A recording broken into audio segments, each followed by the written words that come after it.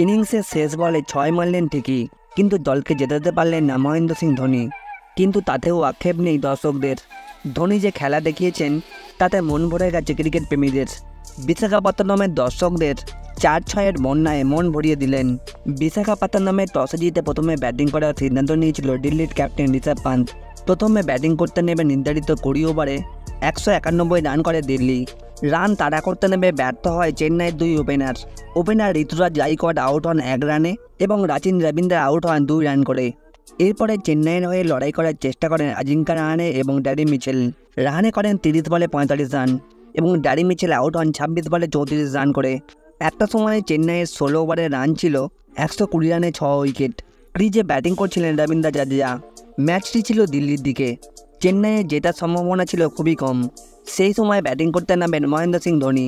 এবারের আইপিএলে এই প্রথমবার ব্যাটিং করতে নামলেন মহেন্দ্র সিং ধোনি। ধোনি ব্যাটিংয়ে নামার সময় চেঁচিয়ে ওঠেন বিশাখাপত্তনমের দর্শকরা। মাঠ ভর্তি ছিল চেন্নাইয়ের জার্সি পরা দর্শক। বুঝতে পারবেন না এটা চেন্নাইয়ের মাঠ না দিল্লির মাঠ। সবাই ধোনি সাপোর্টার, সবাই ধোনির ভক্ত।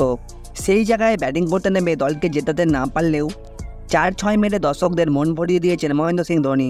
3টি 6 এবং 4টি 4-এর সাহায্যে 16 বলে 34 রান করে মন জিতে নিয়েছেন বিশাখাপত্তনমের দর্শকদের এবং ইনিংসটি শেষ করেছেন শেষ বলে 6 মেরে।